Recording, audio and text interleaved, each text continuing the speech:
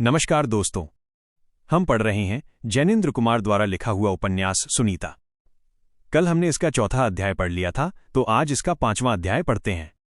श्रीकांत सत्या के साथ आया। दोनों हंसते आ रहे थे। सत्या कम हंसती है, अधिकतर मुस्कुराकर ही रह जाती है, पर जब हंसती है तो खिलखिल फूल सी हंसती है। तब वो कुछ भी और नहीं लगती, चमेली के फूल सी मालूम लगती है। सुनीता ने आगे बढ़कर कहा, बहुत देर लगा दी, वो तब के बैठे हैं। सत्या ने हंसकर कहा, जी कौन? सुनीता ने बिगड़कर कहा, जरा सवर कर, कौन? फिर तुरंत ही नरम पड़कर हंसते हुए उसने जोड़ा, अभी से उतावली मत बन। श्रीकांत हंस ही रहा था और हंस पड़ा। तो जी, सव्यंग्य सत्या बोली, इसमें डरने की क्या बात है? सच ये है कि सत्या इस दुनिया में बड़ी डरने वाली लड़की है।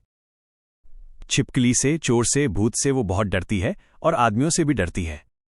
पढ़ती तो है, लेकिन गाड़ी में कॉलेज जाती है और घर के भीतर माँ बाप के लाड़ के बीच रहती है, सो डर उसमें सारी चीजों का बना है। इससे यदि बाजार को या बाहर जाने के लिए किसी काम को कह दो तो वहीं उसे डर लगाता है। अनजान कोई आदमी हो, उसके सामने सहम रहती है। तभी तो उसने कहा, तो जी, इसमें डरने की कौन सी बात है? जीजी ने उसे बांह से पकड़ लिया, कहा, अच्छा, डरने की बात नहीं है तो चल तुझे बताऊं। सत्या बहुतेरी नहीं करती रही, पर उसे हरिप्रसन्न के सामने खींच ले जाकर सुनीता ने कहा, देखिए जी, ये मेरी छोटी बहन सत्या है। आपसे संतरा नहीं छिला है तो ये छील देगी। सेकेंड ईयर में पढ़ती है। इतने में ही श्रीकांत भी कमरे में आ गया। उसने कहा, तुम कितनी देर से यहां हो हरि? सवेरे में कहाँ रहे? हरिप्रसन्न चारों ओर से इस प्रकार की आत्मीयता के बीच में अपने जीवन में अभी कहीं घिर पाया नहीं है। इससे ऐसी हालत में वो कुछ खोया सा रह गया है। बातचीत में वो घाटे में नहीं रहता, पर जहां कहीं विशेष विषय की चर्चा ही नहीं हो, किसी प्रकार की बुद्धि और चातुर्य प्रयोग का अवकाश ही न हो, अर्थात विद्वान मंडली न होकर घरेलू मंडली हो, वहां वो ऋण न रहे तो क्या हो? क्योंकि वहां बातें प्रत्यक्ष हृदय से होती हैं, इससे अधिकतर मूर्खता की होती हैं। और वो जिस दुनिया में अथवा जिस भाव से दुनिया में रहता आया है, वहां सब कोई हृदय को वाद देकर बुद्धिमानी के साथ योग्यतापूर्ण बात करने की चेष्टा में रहते हैं। उसने कहा, मैं अभी आया था। तुम्हें मालूम है, श्रीकांत ने कहा, आज सिनेमा की ठहरी है, चलोगे ना? और ये उनकी बहन सत्या है। तुम्हें लगता होगा जाने कितनी होशियार होगी, इसी भूल भुलावे में एमए में गणित लिया है, पर अब बुद्धि चक्कर में है। सच ये कि विषय भी क्या है, लकीरों, अंकों और बीजों की मार्फत दुनिया को समझो, उसे आयत्त करो। क्यों भाई, तात्विक दृष्टि से यही तो उस विज्ञान का उद्देश्य है, लेकिन ये दुनिया को समझने के उद्यम की एकदम मनहूस पद्धति है। सो तुम जानते ही हो, हमने तो उस गणित से रास्ते चलने की जयराम जी से अधिक जान पहचान नहीं बनाई है। तुम ही कहा करते थे वो प्यारेस्ट साइंस है, तुम्हारा वो प्यारा विषय था। सो भाई, इस सत्या के गणित को संभाल दो और कुछ अंग्रेजी भी बता दिया करना। बोलो। हरिप्रसन्न ने उस सत्या की ओर देखा। वो ऐसे खड़ी है जैसे उसे किसी षड्यंत्र का पता नहीं है और वो शिकार बनने को तैयार है। उसकी गढ़न में कोमल नवनीत ही है और कोई पदार्थ नहीं है, और वो नवनीत ही उन आंखों में है। उसके पास न अभियोग है न फरियाद है। वो खड़ी है कि अच्छा, कर लो जो करो, कह लो जो कहो, मैं तो बोलती नहीं। उसने हरिप्रसन्न की ओर देखा। परोक्ष में जीजाजी से उसका परिचय पाकर दाढ़ी की बात पर हंसती आ रही थी। एक आदमी की दाढ़ी है और वो अभी अपनी बहन के घर पहुंचने पर उसे मिलेगा, और वो, अरे, उसका मास्टर होने वाला है और जीजाजी का पुराना दोस्त है उसके दाढ़ी। ये कल्पना रह रहकर उसमें हंसी की फुहार छोड़ती थी, पर उस आदमी को सामने पाने पर उसकी दाढ़ी में उसे हंसी नहीं रही, अप्रसन्नता हो आई। वो दाढ़ी अब उसे अरुचिकर ही लगी, हास्यकर होकर तनिक भी नहीं लगी। और वो खड़ी है कि हाँ, मैं हूं गणित में कमजोर, और कोई पढ़ाएगा तो मैं पढ़ लूंगी। पर श्रीकांत ने कहा, बोलो, तुम तो चुप रह गए। सुनीता ने कहा, हाँ, उसमें बोलने की क्या बात है, पढ़ा क्यों न दिया करेंगे। देखिए, हरिप्रसन्न की ओर देखकर उसने कहा, आप कहें ये बात पक्की हो गई, और देखिए, उसके बाद आप खाली हैं कि दुनिया को आप जैसे चाहें तोड़े मोड़े। खाली हाथ और खाली पेट तो दुनिया का कोई भी काम नहीं हो सकेगा। हरिप्रसन्न ने कहा, मैं तो खुद एमए पास नहीं हूं। खैर, श्रीकांत ने कहा, ये मुझे सब मालूम है, और ये पक्का जब हो गया तो अब हम बात करेंगे कि जनता के लिए क्या करना होगा। कहो, इतना तो ठीक हुआ ना? अच्छी बात है, लेकिन पक्की बात कल कहूंगा। सुनीता ने कहा, भागकर एक टॉवल तो भीतर से ले आ, ये फल साथ ले चलेंगे। हरिप्रसन्न से, आपने ये कुछ भी तो खाया नहीं, अब चलिए वहां खाइएगा। सत्या चली गई और हरिप्रसन्न ने निरर्थक रूप से कहा, नहीं, उठो जी। श्रीकांत ने बाह में हाथ डालकर कहा, चलो चलें। नहीं नहीं, संतरा यहां छोड़ने की जरूरत नहीं। तुम्हें भारी हो तो लाओ, मैं ले लूं। और संतरा उठाकर हरिप्रसन्न को वो बाहर के कमरे की ओर ले चला। कहा, देखो तुम लोग भी जल्दी आओ, वक्त ज्यादा नहीं है, इतने हम बाहर हैं। दफ्तर के कमरे में कुर्सी पर बिठाकर श्रीकांत ने कहा, देखो हरि, आज ही हम सोच रहे थे। उसी समय तुम्हारी भाभी ने ये सत्या की ट्यूशन की बात सुझाई। बाबूजी 35 रुपए दे देंगे। ये बात तो यों हल हुई। हरिप्रसन्न ने यत्नपूर्वक कहा, ये क्यों समझते हो कि ट्यूशन का काम मुझे पसंद ही होगा? तो क्या? श्रीकांत ने कहा, मैं ये भी समझ सकता हूं कि पसंद नहीं होगा। हां, मैं उत्पादक श्रम चाहता हूं।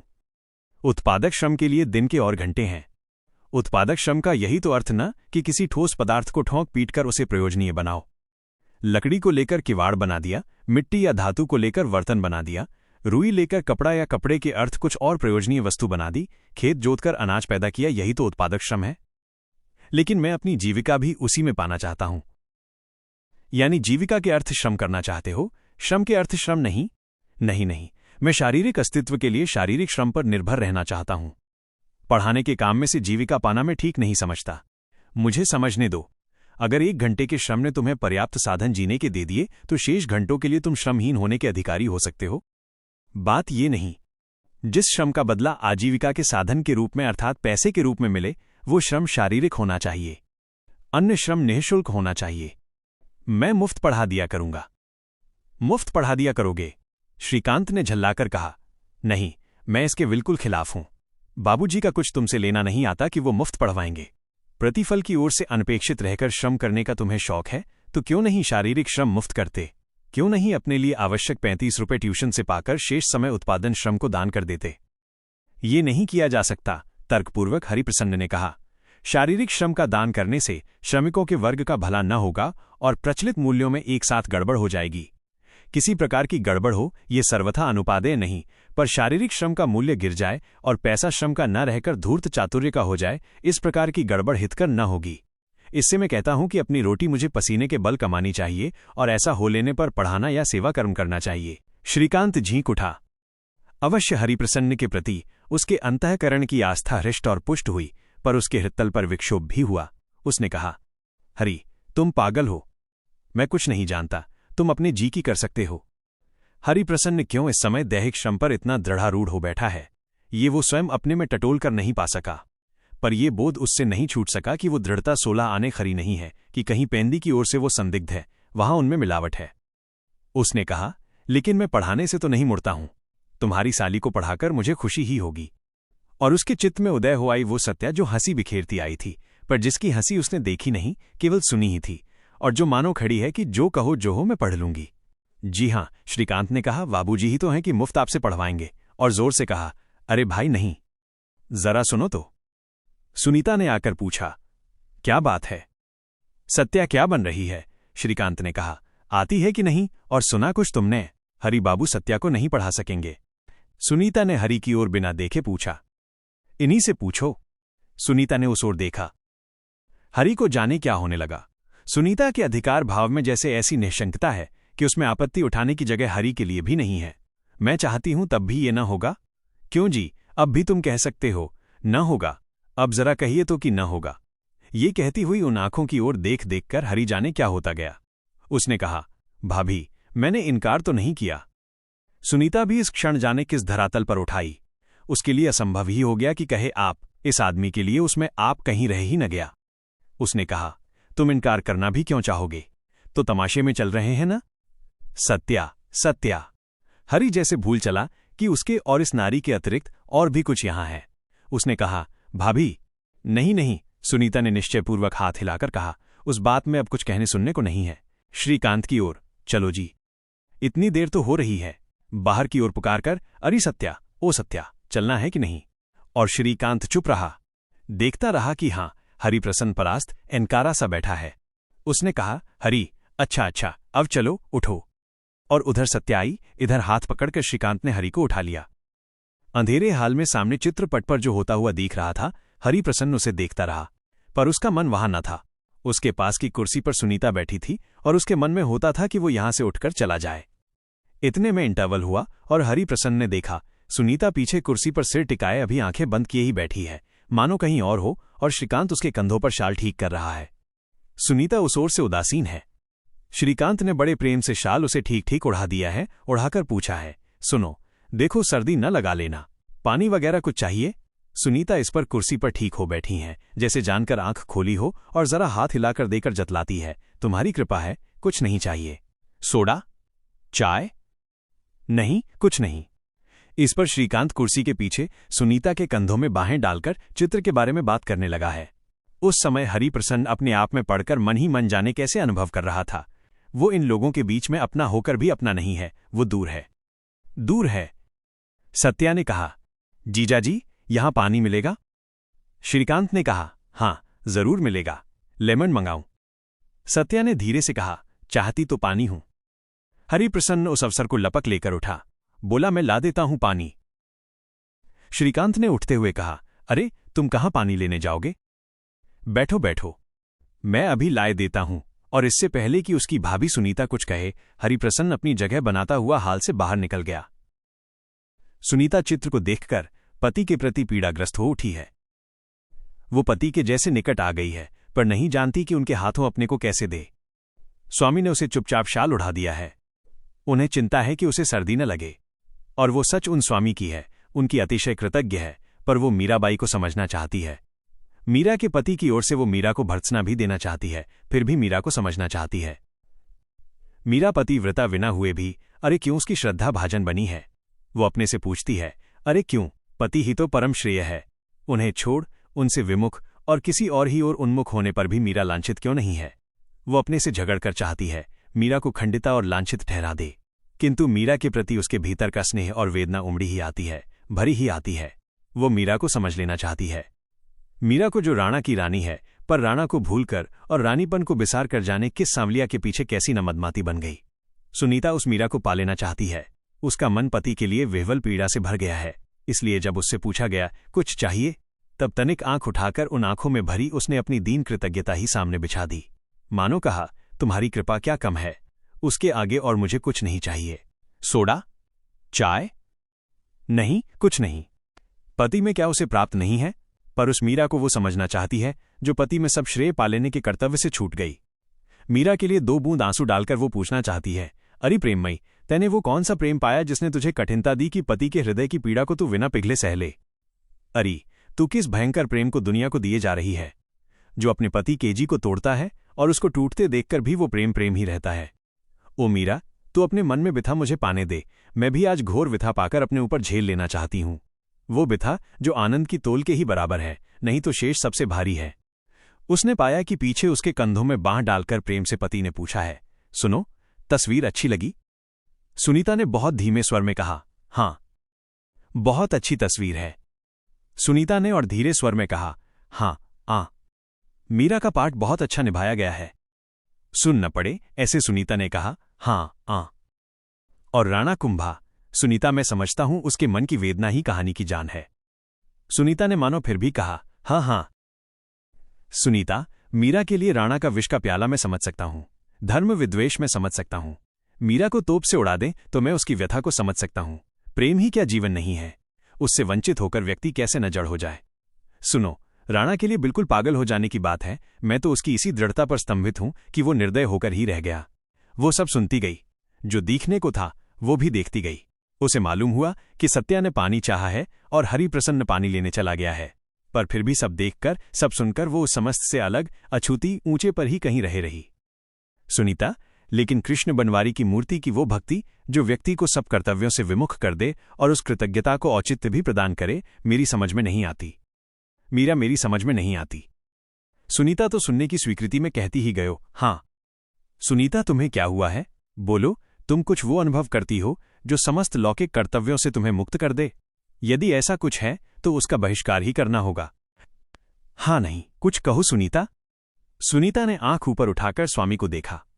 वे आंखें आधी खुली आधी झंपी थीं। वे शनेह और खुलती गईं, मानो जो वो कह रही है जान से अधिक उसे देखती है। उसने कहा, अलौकिक ही कुछ हो सकता है जो लौकिक का आधिपत्य अस्वीकार कर दे। बुद्धि अतीत जो है, उस चलने के लिए बुद्धि के पैर और तर्क स्टेप्स नहीं काम देंगे। इससे मैं सहमत हूं कि लौकिक तो अलौकिक का बहिष्कार ही करे, पर अलौकिक इससे असत न हो जाएगा। मीरा 10-20 नहीं हुई है, इससे अलौकिक को निश्चिंत रहना चाहिए कि अलौकिक की लौकिक पर हावी होने की योजना नहीं है।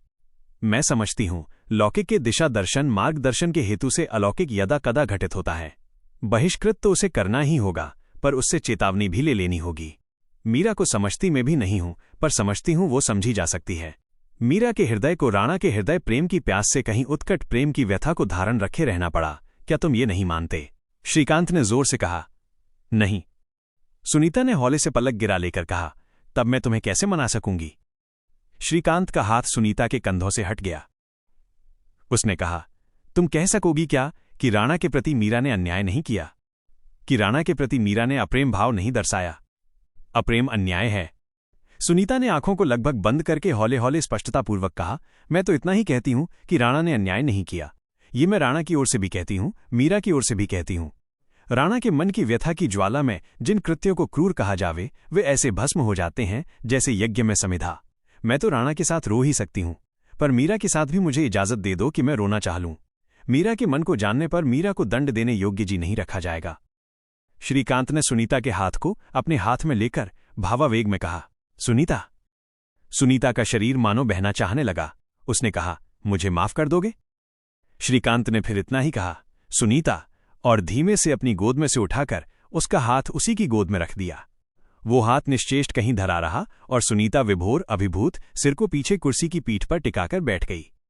तभी उसने सुना, हरिप्रसन्न कह रहा है, पानी लीजिएगा। उसने आंखें खोली। उसे ये अच्छा नहीं लगा। पानी लीजिएगा? जैसे वो कहीं कृत्रिम हो। बोली, हरि बाबू, पानी लाए हो? लेकिन सर्दी में क्या पानी से खातिर होगी? हरिप्रसन्न ने जवाब न देकर श्रीकांत की ओर बढ़कर कहा, आप लीजिएगा? श्रीकांत ने भी आप पर कुछ विस्मित होकर कहा, नहीं भाई, मुझे नहीं चाहिए। स्थिति में जैसे कहीं कुछ सलवट आ पड़ी है। सुनीता ने बढ़कर कहा, सत्या, तैने पानी पी लिया?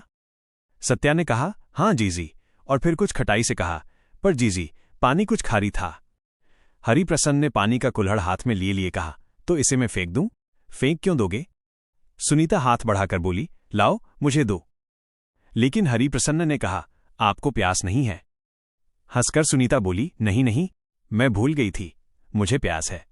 और हाथ बढ़ाकर उसने हरिप्रसन्न के अनिश्चय हाथों से कुल्हड़ छीन लिया। खड़े क्यों हो? बैठो हरिबाबू। हरिप्रसन्न ने कहा, मैं घर जाऊंगा। मेरी खेल में तबीयत नहीं लगी, और मुझे अब याद आया, बहुत सवेरे मुझे काम भी है। श्रीकांत ने कहा, पागल हुए हो? बात क्या है? खेल ऐसा खराब नहीं है, मुझे इजाजत ही दीजिए। हरिप्रसन्न ने कहा, देखिए, हुआ तो कल मिलूंगा, तभी ट्यूशन की बात का जवाब दूंगा। नहीं जी, श्रीकांत ने कहा, आखिर आधे पौने घंटे में हम भी चलते हैं, ऐसी भी क्या तबाही है। खेल बेहद ही नागवार हो तो बहुत करो, आंखें मींच लेना। सत्या बोली, आपको क्या है जीजाजी, कोई जाना चाहता है और किसी को काम है तो वो क्यों नहीं जाएगा। जाने सत्या ये सब किस तरह कह गई, और कहकर फेंक कर एकदम चुप हो गई। सुनीता को कुछ पकड़ न मिल रहा था। अकारण तो कहीं कभी कुछ होता नहीं, लेकिन यहां एकदम किस बात को कारण मान लेना होगा। सुनीता ने जोर से कहा, सत्या, और सत्या की ओर देखा तो सुनीता मुस्कुरा पड़ी। सत्या के चेहरे पर यद्यपि एक गहरी झेप का स्वभाव था, फिर भी विनोद वहां से सर्वथा लुप्त था। सुनीता ने मन में कहा, हूं। तभी खेल की घंटी बजी। हरिप्रसन्न सुनीता की कुर्सी के बराबर की कुर्सी के ही आगे खड़ा था। सुनीता ने दोनों हाथों से उसकी बाह को पकड़कर उसे कुर्सी में बिठा दिया। कहा, बैठो बैठो, देखते नहीं, खेल शुरू होने वाला है। हरिप्रसन्न और कुछ न कर सका, कुर्सी में घर ही गया। बैठते बैठते उसने कहा, अच्छा भाभी, तुम्हारे लिए मैं बैठ जाता हूं। उद्धरण चिन्ह। हाँ, मेरे लिए। तुम्हारे लिए बैठ रहा हूं, ये कह देकर और भाभी का उत्तर अपने भीतर लेकर जिस स्थल पर उस भाभी के दोनों हाथों ने उसकी बाह को पकड़कर बैठा लिया था, वहां मानो उस स्पर्श को अब भी अनुभव करते हुए हरिप्रसन्न कुर्सी में बैठा अपने में डूबता गया। खेल शुरू हो गया और अंधेरा हो गया। हरिप्रसन्न की देह पर उस कोमल सबल स्पर्श ने जो कांटे उठा दिए थे, वे तो अब भी चुप बैठते नहीं हैं, सिहार ही रहे हैं। उसके गात में रह रहकर कंपकंपी हो आती है। ये कौन नारी है जो दोनों मुट्ठियों में उसके शरीर को पकड़कर इस कुर्सी में बांध देगी जबकि वो स्वयं जाना चाहता है? कौन है जो बिना अधिकार अपना अधिकार रखेगी? जब वो एक की पत्नी है तब दूसरे की कौन है? कौन है जो मनुष्य में उद्धतता जगाने से डरती नहीं है? क्या वो उसके पुरुषोचित औद्धत्य का आह्वान करती है? अरे कौन है ये जो संकुचित की जगह स्वाभाविक है? उसने पाया उसके कान के पास मुंह लाकर सुनीता कह रही है, हरि बाबू, क्यों चले जा रहे थे? हरि ने कहा, कुछ नहीं, कुछ नहीं। सुनीता ने कहा, तुमने मुझे भाभी कहा। हरि बाबू, मैं तुमसे कहती हूं कि कोई भागे क्यों? अपनी पीठ की तरफ कोई भाग सका है, तुम भी नहीं भाग सकोगे। ये फिल्म तुम्हें बहुत बुरी लगती है? नहीं नहीं। हाँ, कोई चीज भी क्यों बुरी लगे, और बिना चित्र की सहायता के मीरा के नाम पर तो चित्त यों ही भीग आता है। मैं तुमसे पूछती हूं हरि बाबू कि जब मैंने कहा है तब तुम ट्यूशन क्यों नहीं ले लोगे? मैंने कहा है, क्या इसलिए? हरि ने कुछ गुनगुनाया, हाँ नहीं। सत्या स्वप्नशील लड़की है और उसके स्वप्न में भावना भी है। इससे मैं समझती हूं वो सृजन भी कर सकती है। भाव में वो अभाव सृष्ट कर लेगी और सूने अभाव के मध्य में भरने के लिए रंग। तुम ऐसी लड़की की सहायता कर सको और उसके पिता तुम्हें बिना कुछ रुपए दिए वो सहायता ना ले सके तो इसमें कुछ हर्ज है? हरि चुप सुनता रहा। देखो हरि बाबू, तुम बड़े हो, लेकिन हम लोग स्त्री हैं। हमारा ये काम है कि हम पुरुष को सामने चलावें। जब तक वो सामने बढ़ता है हम पीछे पीछे हैं। जब वो पीठ की ओर भागना चाहे तब हम सामने हो आती हैं। हमसे पार होकर वो नहीं जा सकेगा। स्त्री ये न सहेगी कि पुरुष उसके आगे मार्ग स्पष्ट न करता जाए। पुरुष इस दायित्व से भागना चाहेगा तो पीछे स्त्री में गिरफ्तार होकर फिर उसे आगे आगे चलना होगा। पुरुषों के इस अधिकार के आगे स्त्री कृतज्ञ है, किंतु स्त्री का भी यही अधिकार है कि पुरुष को पदच्युत न होने दे। हरि बाबू, मैं देखती हूं तुम इनकार न कर सकोगे। तुम जो संकट में आगे रहे हो, जो आगे पीछे संकट में ही रहे हो, तुम पीछे नहीं भागोगे। हूं। हरि प्रसन्न ने कहा, भाभी मुझे क्षमा करना, मैं देहली छोड़कर चले जाने वाला हूं। क्या? सुनीता ने कहा। मैं यही देखता हूं, हरिप्रसन्न बोला। सुनीता ने कहा, ये ना होगा हरिप्रसन्न, देखना ये ना होगा। तो ये था इसका 5वां अध्याय। कल हम इसका 6ठा अध्याय पढ़ेंगे।